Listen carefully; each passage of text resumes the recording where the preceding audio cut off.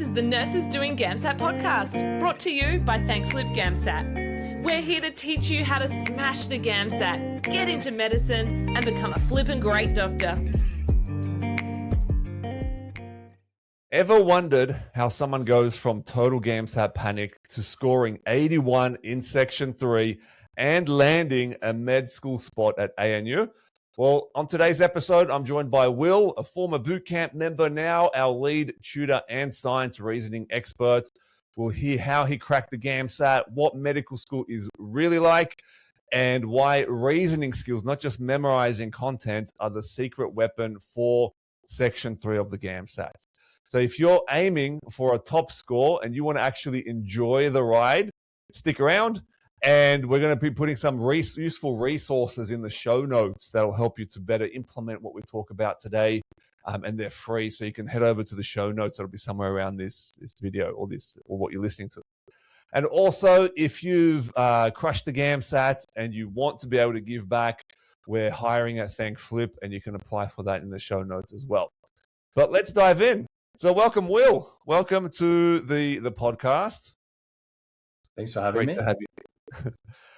So I'd love to start by hearing a little bit about your background, because it's very interesting. Like you came to us late before the GAMSAT, and then you're in the boot camp for a little while, and then you go into ANU. You've been adjusting to life at ANU and being a lead tutor here as well. So tell us kind of from the beginning, your story of how you got to where you are now and how you crushed the GAMSAT. Yeah, so it's a bit of a crazy story. So I was in a bit of a weird situation when I came into the boot camp. I was studying at UNSW. I was doing med science. So in 2022, I'd applied for their lateral entry pathway.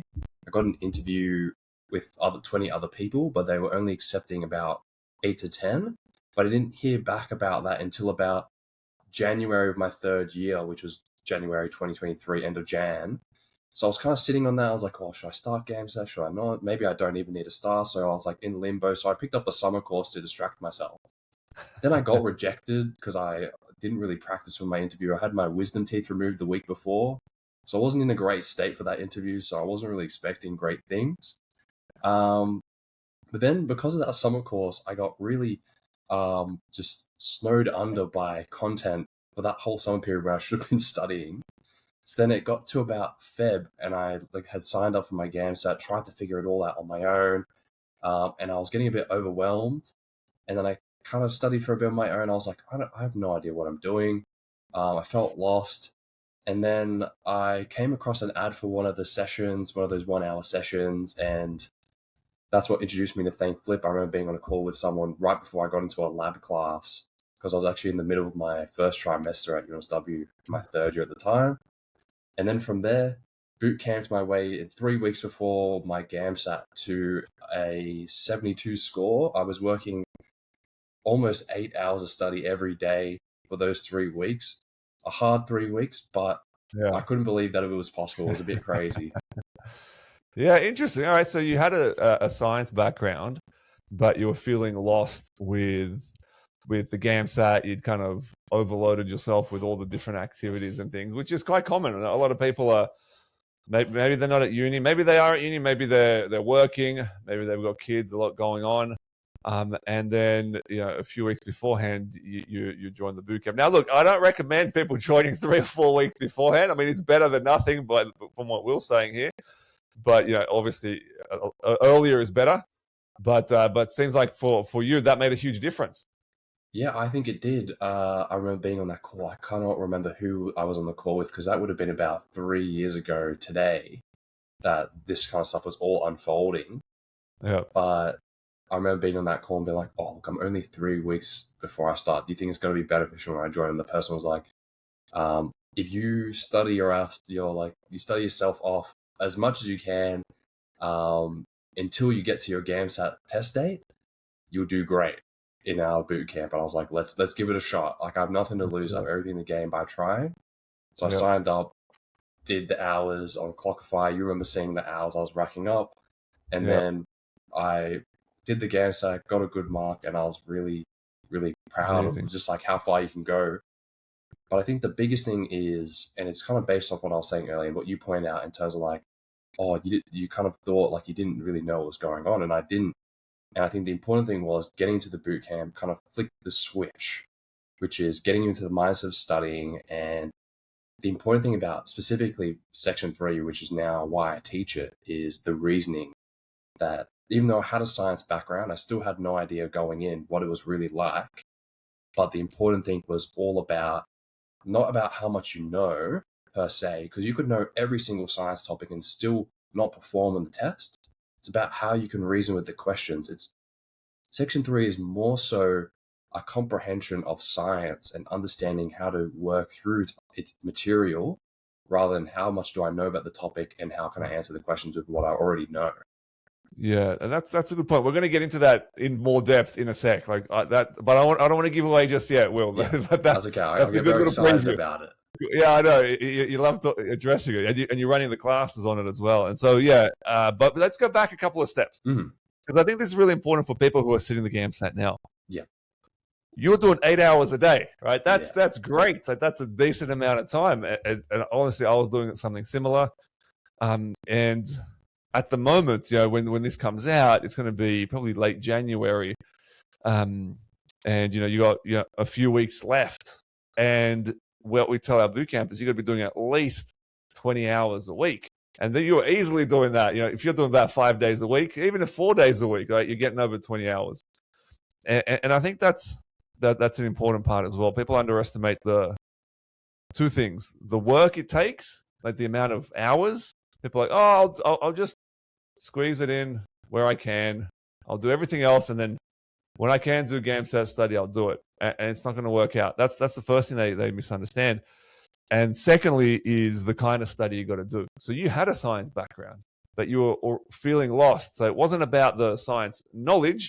It was about the reasoning, which we're going to talk about in a sec. But then let's go. Yeah. So then after the GAMSAT, you applied, but you also sat the GAMSAT again. Yes. So tell me about how, because then your science score went up. You had a bit more time to actually implement the different concepts in the boot camp. And where did your science score go after that on that second attempt? I believe the first time I sat it, I got a 72 or 73 in Section 3. And then the second time I got an 82 or 81, something around that mark. So it was a significant. You had more time to actually implement the right type of study, right? Yeah, I think so. And I think I did well the first time with the hard work, but then when you really can cement those reasoning skills with more practice and more work through them, active application of the skills, it kind of comes to you naturally when you're approaching all the questions. Awesome. And so then you got an interview with ANU. Or did you interview with ANU, or did you interview with someone else? ANU as number one. For context, I'm from Sydney, and I wanted to escape Sydney for a couple of years. I did my undergrad in Sydney. I was like, let's try something new. So all the places I applied for were outside of Sydney. And Canberra was the nearest one, so I put that first so I could at least drive home and visit frequently. So I put them number one, and it was an interesting interview process because they had 2 interviews, an MMI and a panel. But I felt very good about my interview because I also went through interview boot camp. But I only got a couple of days of practice of that too because ANU had was the very first interviews out of all of them. So I had probably about a week to just grind. Yeah, they're a little cheeky like that. They try and catch you off guard. Yeah, they do. Like Melbourne, I think got about really 3 weeks of practice or something, and then I was like, no, I've got about 4 days until my panel. Yeah. Even now, we're getting people saying that they got an interview. I mean, it's January, right? And we just got a message from someone who's got an interview on Monday. And we're recording this on a Thursday, and so it's only like a few days away. And so they kind of try and get you, or maybe they're not. But it feels that way, right? But yeah, it's good. You got on top of it. You prepared really well, and so it worked out, and you got into ANU. So what was it like when you got that offer from ANU? It didn't feel real because, I mean, what I was saying earlier, how I got rejected from UNSW in their lateral entry, I was just like, I remember having to read that first email of rejection 4 times, be like, oh, I actually didn't get in. Then with this one, I read it 4 times, like, did I get in? I had to get my mom to check, my dad to check, my sister to check. I sent screenshots like, oh, is this real? And it was, and I did get in, which was great. It just didn't feel real because I also hadn't kept up with when they were going to release the offers, like what the dates were. So it was just in the morning when I checked my emails, and I just kind of saw it. I wasn't expecting it to arrive, which is what got me the most. It came by surprise completely, but it made for a great day. That was, the date was October 31st, 2023. I remember it exactly. Wow. There you go. And so then how's medical school been? How's life been since then? Tell me about medical school. Yeah, it's been pretty good. So I guess I should have started with that in my intro, but I'm starting my third year this year. I actually start on Monday, going straight into GP, which will be very exciting. GP land sounds like it's very good to start third year. But it's been good. The first 2 years, especially the first year, actually was a big shift from what I kind of thought. I thought, like, it's going to be like undergrad, I'll smash it, it'll be fine. But it's not. You're actually doing 1 million lectures a week at 1 million kilometers per hour of content. And then you've got to learn it's your just relentless, skills. right? Yeah, you've got to layer so many things together. It's not like you do a pharmacology subject and you get tested on that, and you do a physiology subject. You're doing all of it together and all of it relate together. You've got to spend the time in your own time on top of lectures, synthesizing knowledge so you can actually apply it and put it into your examinations. What are you looking for? All those sorts of things. And that was very difficult when I first started. And I really struggled. I got very burnt out very quickly trying to inefficiently synthesize all this knowledge. And then I found ways and adapted some of the old things I used to do when I was studying for GAMSAT and some other smaller techniques I was doing in undergrad, with some new stuff I was picking up to get a really good efficient study way method that allowed me to do really well in all my exams and also do all the things I love doing outside of uni. Like I've picked up Mahjong. I do a lot of Mahjong now. Play basically 3 games a day because it's good fun. I've picked up film. I love taking photos of things, like going to the gym, and you want to be able to do those things when you're at university. So I think it's really important to be able to find a good, efficient study method so then you can free yourself up so you're not getting burnt out, because it feels terrible when you're actually burnt out. And that's why I recorded a podcast on this about how to thrive in your first 6 months of medical school, because it is a big transition period. And that's probably the hardest part of your degree, is that first 6 months. Like you said, just understanding what's required, how do you reach those requirements. And I don't know about you, Will, but the content isn't particularly hard. It's just being able to get through the volume of it. Is just, and it's relentless. It's week after week, and it's doable, but you got to be on top of it. You can't fall behind, and they're completely unsympathetic to whatever you have going on in your life. They're just like, hey, if you can't keep up, we'll just repeat you for the year, or we'll fail you. You can start the year again. Yeah, and you're like, well, no, thank you. It's the fact that they don't make you repeat certain sections. They make you redo the entire year. Where you have to go to all the classes again, which. And it's rough. Yeah. And so that first 6 months can be tough. And then, but you became one of our tutors at that point as well. So that was on top of everything. Yeah, and that was also a big thing to try and deal with at the same time, because I remember I'd started just after I got accepted. So I remember I did a few classes in 2023 December before I went away for a little bit in January, and then I came back, did some more classes, but trying to adapt whilst I'd also just moved out from home for the first time to a new city, and then trying to make sure the quality of the classes were okay and submitting them on time, like making sure that they're submitted 4 days before. I think on average I submitted the day before for most of them because I was just so overwhelmed by so many things.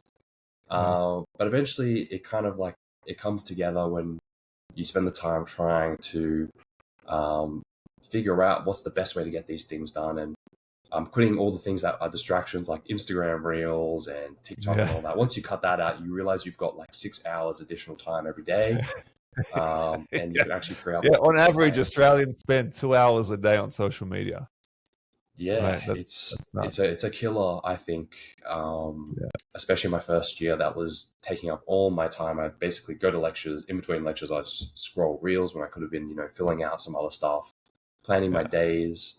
It kind of fills in a lot of time because you do it subconsciously, where it'll be like, oh, just 5 minutes here, just 5 minutes here. But in the 5 minutes, it accumulates over the course of the day where you could have done smaller Yeah. things and freed up your evening to go do something else. Yeah. What's interesting I found is if you delete it off your phone for just a week, just 1 week, delete it off your phone, and notice how many times you just pick up your phone and look for it just automatically without even thinking. You just pick it up and you look for it and you go, oh, actually, I've deleted it. There's nothing for me to look at on my phone. And then you put it down. And then a few minutes later, you pick it up again. And say, hang on, there's nothing there. And then it just highlights how automatically we do it and we churn through all this time where, yeah, we could be doing so many more effective things.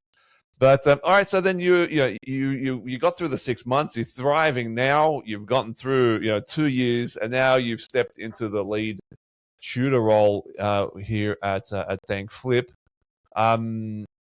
So, and then what I'm kind of curious is going back to the medical school thing. What's been kind of a surprise that no one really talked about being a medical student? I think the thing is that got me, it wasn't even what people didn't say, it's what people were saying and me not believing it, only to realize it when I got there, more so than anything else.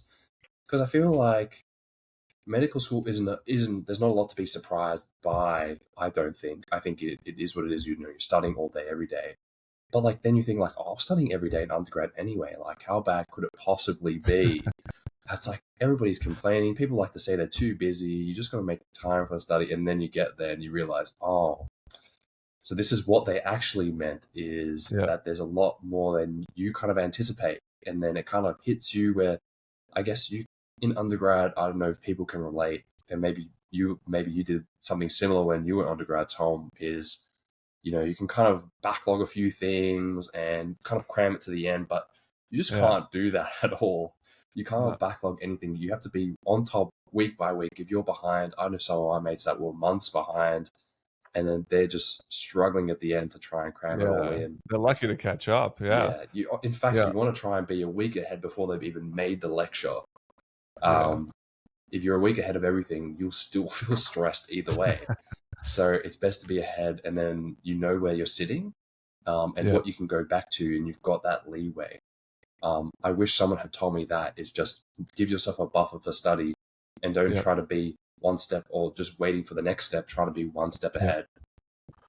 And we don't want to scare anyone. I think the point here is that it's doable, that you adjust, you adapt, but there is an adjustment adaptation period. 100%. And what we talk about in the bootcamp is starting to learn and implement many of those skills now. Before, when you're doing the GAMSAT, so that you're expanding your abilities, you're becoming the person who can actually thrive in a medical degree. And for a lot of people, that's part of the GAMSAT test. I like to say that the GAMSAT's not just about the physics and the chemistry. It's about all these extra things. Apart from reasoning skills, which we'll talk about in a second, it's also these life skills of being able to kind of grow in what you do. You can't keep doing what you're doing in undergrad and expect to thrive in a medical degree. Like you just said, well, like you've got to, and you can't also expect to thrive as a doctor. So there's going to be an adjustment period and growth and progress in how you do things. And not just how you do things intellectually in a practice question, but how you do it in your life as well, so that you kind of expand your abilities. So that's a really cool point there. Yeah. And so what about like a happy or a pleasant surprise about being a medical student or a doctor that you came across? I think one of the best things is just being able to talk to people. I don't know if you can relate to this as well, but I think one of the things is just when you go out, I mean, I've had only very little clinical time going out and seeing lots of patients, but even when people come in and you get to do a bit of practice when you're learning your exams, it's so fascinating being able to talk to all these people, because a lot of them are your volunteers that will come into the classrooms and you practice on them and you ask them about their lives, and they've been volunteering at ANU longer than I've been alive, most of them. So they've got stories of just other students doing things, stories about like them. Some of them are old doctors as well, so you hear from them. You get to hear so many things, and being able to understand people more than just the objective sort of lens that they take in medicine, which is just understanding the systems. You also get to understand and see the people. It's kind of like something I never really thought of. We all say, oh, we want to help people, That's kind of like everybody will say that in an interview. Oh, I'm doing medicine because I want to help someone. Hopefully, that not our boot campers. They won't say that. That would be a minor point. Far more sophisticated answer, many other things. But it's like you really get to know lots of people. And I think it's a lot like something else I said in my interview, which is that if I didn't do medicine, I'd be a hairdresser, because you get to understand your community and you get to appreciate the people that come in. You get to know the people that you work with, and you get to know the people that you're serving, which is medically through the profession. I guess there's the prestige of medicine, and it's like a very sought after career because everybody really likes the idea of being a doctor, but it's more than just the idea of being it. It's more about who you're serving and getting to understand them. That's something I thought was a pleasant surprise, is getting to know people and the community. Yeah, and if you're a GP, for example, in the community, you get to, as I remember, we referred to it as from cradle to grave. So like for their whole lifetime, from the moment they're born, you can be looking after them until they're very old, and kind of see their journey through life. And like you said, get to know the community. Yeah, awesome. All right, well then, in order to actually get there and do all these cool things, we need to get through the GAMSAT, and the biggest kind of hurdle is Section 3 and the reasoning skills. So let's dive into that, because that's kind of where you specialize, Will, is in the being able to think in that way, that the way that the GAMSAT is very well known for testing you. Because for those who don't know, Section 3, it's not called the science section, right? It's actually called reasoning in the biological and physical sciences. The key word there being reasoning, right? So you're being tested on your ability to, I mean, the question becomes like, what is reasoning and how do you actually do it? Because that's what they're testing on. So let's kind of talk a bit more about that, because it's not about your knowledge of the sciences, because a lot of science students have the knowledge and they still struggle with the GAMSAT. It's not about applied knowledge. I wouldn't say it's also just about problem solving, because it's more than that. So what do you reckon? Well, tell us more about what are reasoning skills? How do they work? Why are they important? What do we do with them? Yeah, so this is a session I always run in the bootcamp. It's the very first set of classes called the acceleration class. I run a session which is literally just what is reasoning and what does it look like in GAMSAT. Yeah. And I don't like to define reasoning per se, because I think there's a lot of ways to define it. But I like to give the analogy of the game, which is the very first thing when I interviewed for the job you loved, was that I said GAMSAT Section 3 is just a game.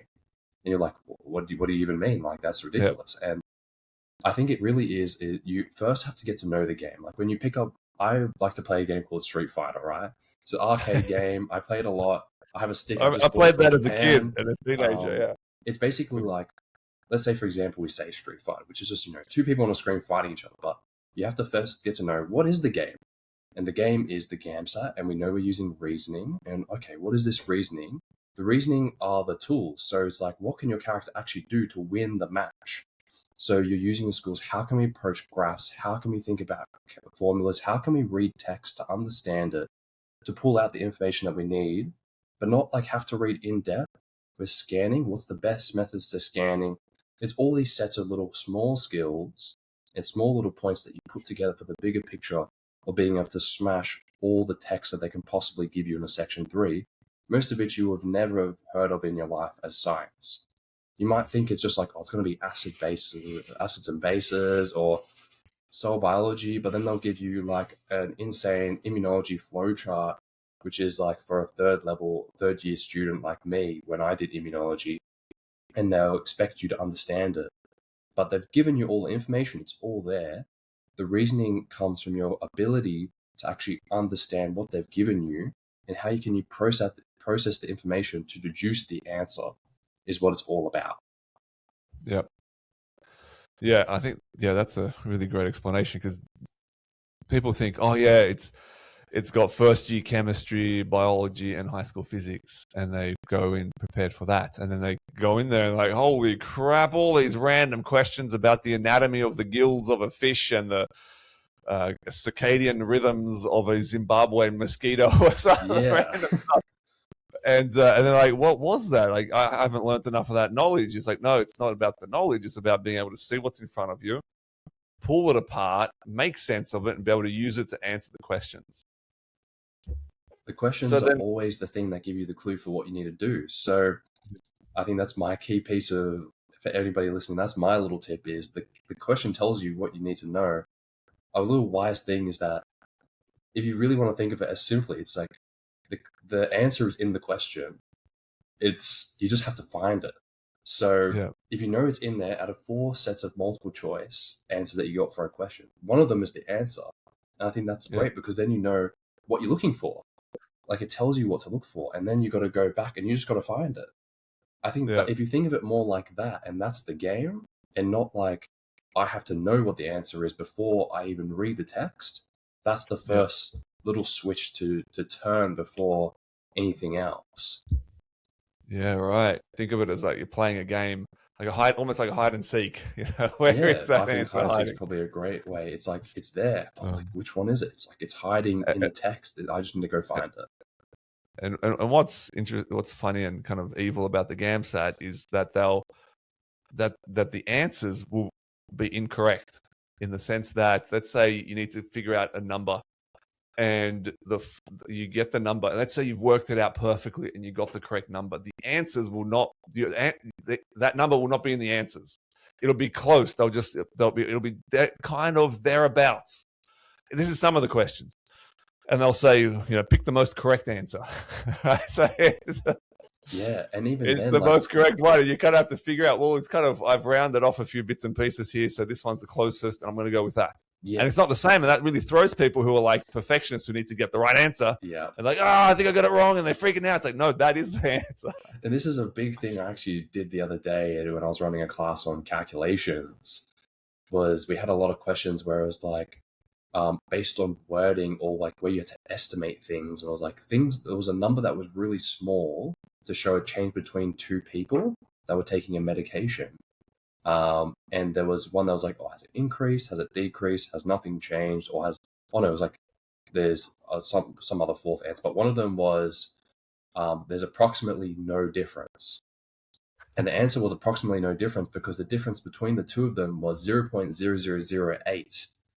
So Right. if you were to round that up to the significant figures required, be 0, nothing basically, compared to something else where it's like, oh, has it increased or has nothing changed? So it's the kind of things that I guess that's a bit scary for some people, the way I say that out of context. And all the students were very scared when I then put that as the answer. But when you walk through and you think like, if you trust because everybody's done lots and lots of maths and you know what's big and what's small and you know what's different and what's changed. And when you apply a bit of that intuition with your reasoning skills that you pick up, it kind of comes together when out of context. And when you see that for the first time, like what's happening here? But I think one of the things as well to stem from reasoning is also just the fact that the GAMSAT, as you said, likes to play around a little bit. So it makes you feel really uncertain. It makes you feel uncomfortable. And I think one of the things is, out of all the reasoning skills, to layer on top of that is being comfortable with the uncertainty of Section 3, and that you're going to feel like basically every answer seems wrong. But you have to be confident in your skills and that you've been building for weeks to months, and that you've put your best foot forward. And once you do that, you'll find that your reasoning skills they just flow out because like I've studied so hard for this, and I practice. I've been getting questions right. I know what I'm doing. On the day, it's just scary, and you just kind of have to put your best foot forward. Just breathe, a little bit of mindfulness breathing, and it's going to be okay. Yeah, that I like to say that the evil geniuses at ASA, because they come up with the craziest things.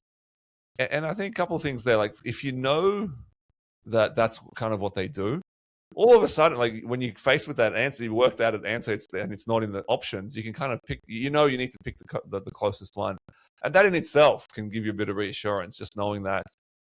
But I'm curious, so what role does maths play in Section 3? So I would say that the maths in Section 3 is not like anything super, super high level maths where you're doing integration or anything like that. A lot of it is just algebra, and knowing how to use functions is like the biggest player of mathematics. So that's your foundation of maths, that you just need to understand how to use algebra, how to make formulas, and how to rearrange and solve them is the biggest skill. alongside, understanding specific functions like logarithms and exponents and how to do a square root and all of that, just because that plays into solving them. But I think maths in the higher order function of the GAMSAT is being able to derive mathematical relationships to then use to solve an answer based on text and the formulas they give. I think that can be a bit difficult because sometimes you've got to make a formula from the words that they give you. They'll say this thing is related to this and this is related to this, and then you have to write out a formula and solve it mathematically. Sometimes it's somewhat rarer, but and that sounds scary too, but it's definitely approachable. Now that I've said it, you're going to try and spot those things. And then from there, merging equations together, stuff like that is like sort of like the ceiling of the GAMSAT skill for maths. And the tricky part there is that you don't get a calculator, so you've got to be able to do it by hand and do it quickly, which is another, in my opinion, a set of reasoning skills 100% that are really important. And so it's not a math test. Let's just be clear. Rounding and scientific notation are your best friends for GAMSAT maths in that way. But it's not a maths test. Let's be clear about that. It's not just about that. But that is part of the reasoning process for many of the questions. Not all of them, but for an important amount of them, maths is key. And then, are there any kind of do you have any kind of favorite examples of questions and trying to figure them out? Like perhaps I don't know, physics is a challenging one. Yeah, I've actually got two anecdotes here. One of them, firstly, is about my friend who did the GAMSAT in 2021. One of my mates was asking him about how he found the maths, and he said to me, like dead face, he was like, "There was maths in the exam," and like I think that you can actually get full GAMSAT things where you just have very minimal amount of calculations. There's a lot more to do with your processing and understanding of relationships, but also that the maths can be quite like they give you the numbers in the table, and all you have to do is figure out which one's the right one to point out for your answer. Sometimes it's not always 1 million calculations for every question. So I think that's one thing. But I think in terms of what you were just saying then, I think my best example was probably my own experience in the first GAMSAT I sat. I actually had very minimal physics background. I kind of was like, look, I've like the 3 weeks to study for this. I can teach myself a little bit through the boot camp and what I had a little bit of stuff that I did in uni. But other than that, I'm not going to fit it all in 3 weeks. Let's just ball it and see how we go. I'm just going to study, like just practice questions and applying and just trying to solve it through what they give. And I found that there wasn't a specific question because it was so long ago. I can't remember anything from my test anymore. But I actually felt the most confident in all of my physics questions in that exam than any of the biology, any of the chemistry, which is what I knew really well, which was super surprising. And that's where it kind of really came together on top of all my studying, like reasoning skills and everything. I was like, wow, the reasoning matters more than anything else. All right, let me reiterate that. Like you had no physics background, you didn't know the topics, but you felt most comfortable with the physics because you didn't try and think of the knowledge you had or didn't have, but rather you tried to use the reasoning skills to work your way through the questions you were given. Yeah, it's like in the same way in section 1. Let's say, for example, you have a background in a certain author or a part of history, and you interpret with the lens that you approached the text, that when you first read it or you first understood it, and you can misunderstand the original intention of the author or the thing that the GAMSAT question is trying to ask.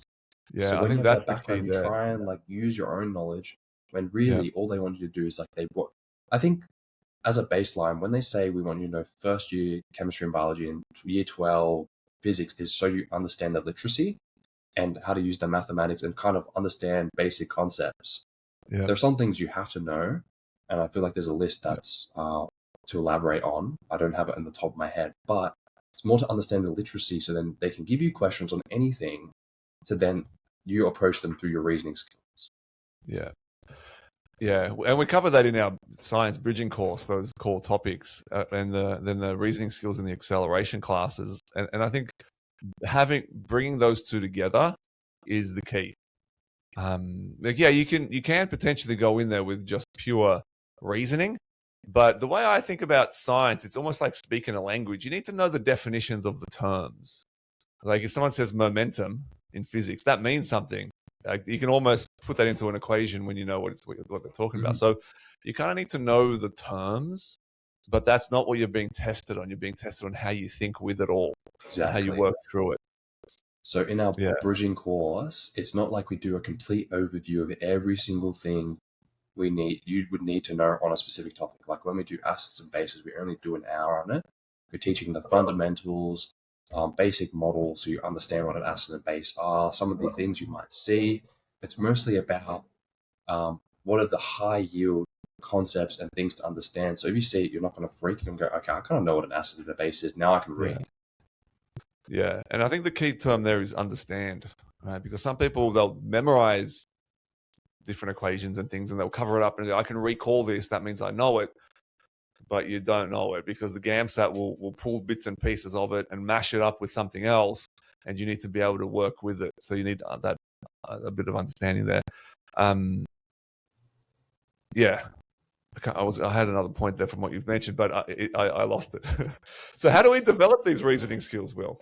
Well, we've got a set of classes called acceleration classes where we work through the individual skills. So that's sort of like your first exposure to the skills that we're teaching.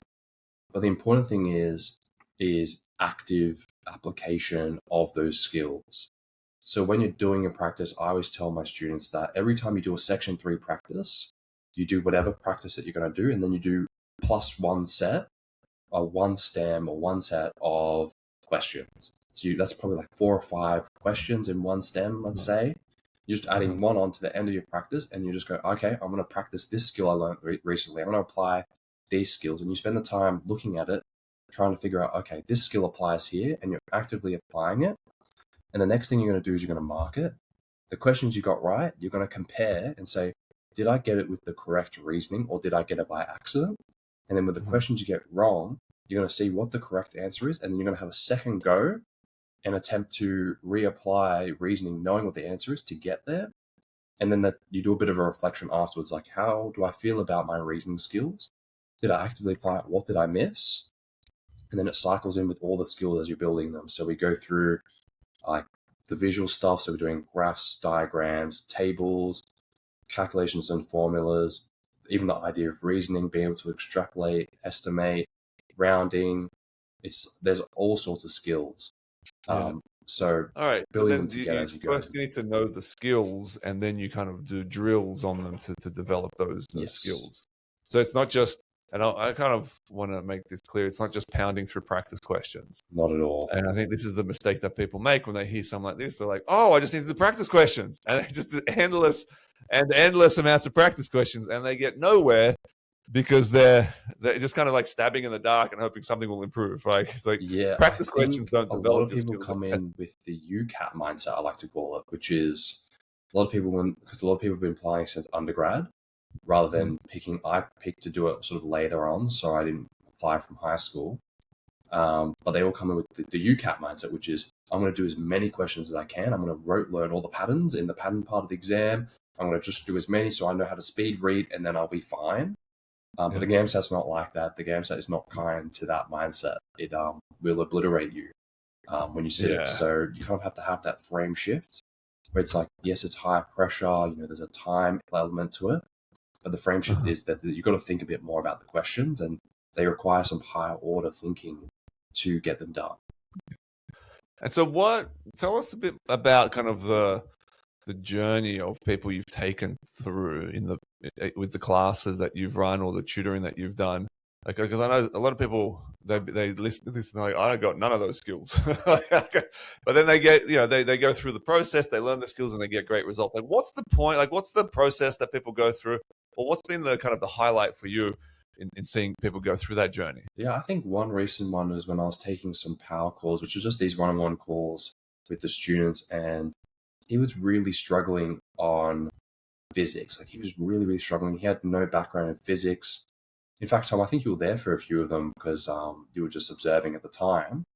And he'd come back to me a few times with very different background, like very different questions in physics, but there was a shared problem in visual elements because he was from English background. So he'd studied art, and I think he did linguistics was his background. So he was really good at section 1. Like, he would smash section 1 because that's all he knew. Section 2, he did pretty well as well, but then Section 3, he's like, I have no idea. Like, I don't get this. Like, I like to read in depth, and I like to read it, like, fully understand, and then I answer the questions. But Section 3, you can't really do that as well. You kind of have to know what you're going for and then find the info. So once we started working through some approaches, and we did about 4 or 5 calls together, we workshopped a lot of his skills, and we would message on Slack together. He'd be like, oh, what do you think of this? Like, I feel so good. Once I reapplied what you told me, like, I managed to get these right because I'm starting to see it. Yeah. And then I think he messaged me after the September GAMSAT, and he said, like, he felt so good about Section 3. And I was really happy because that was probably the biggest moment of ongoing training with one student directly, because I'd seen him for so long, one-on-one in those calls, and to see him get better and better over time. And the click moment where he finally realized, okay, this is the reasoning. So everybody's been saying reasoning this, reasoning that. This is what they mean by the reasoning. Yeah. And I think that was super rewarding.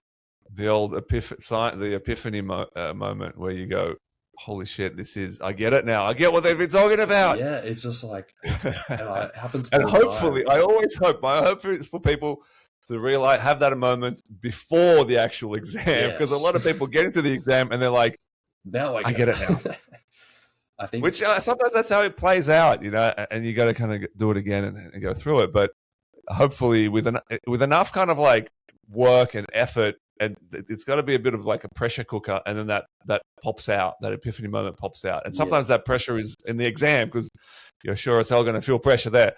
But hopefully you have that before with the amount of effort and time that you put in, or guidance, so that you get there sooner. And what I'm going to say to the audience is, like, if you don't know if you've had that epiphany yet, you will know, because whenever a student has messaged me, whether that's from a feedback form or directly, everything they give me is in like capital letters, being like, it makes sense now, or I understand reasoning. And when that moment happens, you will know. So just spend the time working until like bang, and the switch flips and it makes giant vibrating noises in your brain. And you're like, like this is it all. It's all coming together. That's what it feels like. So, but it's like in that Matrix move, in the Matrix, right? Where we're looking at the screen and it's all just numbers and it doesn't make sense. And then when they get it, it turns into something, like it becomes like an image of something beautiful. And you're like, oh my God, it all kind of comes together. Oh, yeah. And a lot of people are listening going, what the hell are these guys talking about? I haven't been, but that's okay, because everyone has to go through this process. And when you're putting in the effort, you're putting in the work, and you're getting the right guidance, you're going to get there, and you're going to have that insight. The students know that I have very eccentric ways of trying to get people to understand reasoning. So this might be new to the people on the podcast, but the students know, and they appreciate the eccentric approaches to reasoning. No, I think it helps to make it understandable, because it is very abstract and so different to what we're used to, that we need to come up with creative ways to explain it. And that's why we talk about it being a game, or like the Matrix or whatever, Well, I have endless analogies that I use in the bootcamp. And look, if you guys are interested in knowing more about the bootcamp, go to the link in the show notes. But I don't want to, talk about it too much, but just kind of what you guys need to be studying, what's going to be helpful. And I guess from this, hopefully you can understand a bit more about what reasoning skills are. We have a few resources in the show notes that'll also help you take that further. We have a diagnostic test there that can help you to kind of apply some of this stuff and see where it'll tell you which reasoning skills you're missing, what you need to work on. But any final words, Will, before we wrap up? I guess I'm just going to say, just keep at it. Don't let yourself lose the motivation, even though the motivation is only one part of all things you got to do. Remember where you want to go, and just keep working, even when it feels bad. Like, it doesn't make sense today, but tomorrow it might. And the day after, maybe it might. And you just got to keep working until you get that moment, because it's about how much you can spread over the time into your GAMSAT, rather than piling in little bits here, little bits there. If you're consistent, you'll get there in the end. I think it's the best piece of advice. That is a really good point. I was saying this to our students last night on a planning session. We're planning out their study for the next month. Sometimes we're like, I want to be perfect now. Why am I getting questions wrong? It's like, Well, firstly, it's only January and you've still got time to improve. And that's the point of the study, is to improve. But the thing is, even the day before the exam, you're not going to be perfect. You're not going to get all the questions right. That's not the point here. I'm sure Will had this experience too. We've had incredible people come through be our tutors. And one of them, Tom, not me, a different Tom, far smarter than me. He was getting questions wrong the day before the exam and he scored in the 80s in section 3. But he didn't go, he beat himself up going, I'm going to fail. I'm dumb. I can't do this. It's like, no, why did I get it wrong? Like Will was saying before, why did I get it wrong? What did I miss? What did I need to change? How do I move forward from here? And it's feedback and you keep improving. And so hopefully that brings you some reassurance that you're never going to be perfect. Obviously, you need to be getting, if you're getting less than 50%, we've got a problem. But the idea isn't to be perfect. It's to keep improving and progressing forward right up until the exam and until you get the score that you want. And so being patient, but also working your ass off to get there is key. Kind of that dichotomy there between being patient with yourself, but not with the work ethic. It's going to make you feel uncomfortable, but it's only in situations where you feel uncomfortable that you really and truly grow as a person, and in relation to GAMSAT and everything else. So you got to push yourself and do your best, and that's all I can ask from you. Awesome. All right, well, that's a wrap for today. If you got value from the episode, hit the follow button, subscribe, and so you don't miss what's coming next. And in the show notes, we've got some resources for you guys. And also, if you've already done the GAMSAT, and if you would like to help out, let us know. You can apply for some of our roles. But that's it. Thanks, everyone, and we'll see you next time. Hey, I have a cool gift for you, just for listening to the Nurses Doing GAMSAT podcast. We do some of our best work in our Facebook group called, you guessed it, Nurses Doing GAMSAT. It's free to join, and every day we're sharing actionable guides, tips and tricks, and really just how to smash the exam and get into medicine. You can join today by searching Nurses Doing GAMSAT on Facebook. Thanks for listening to another episode, and I'll see you next time.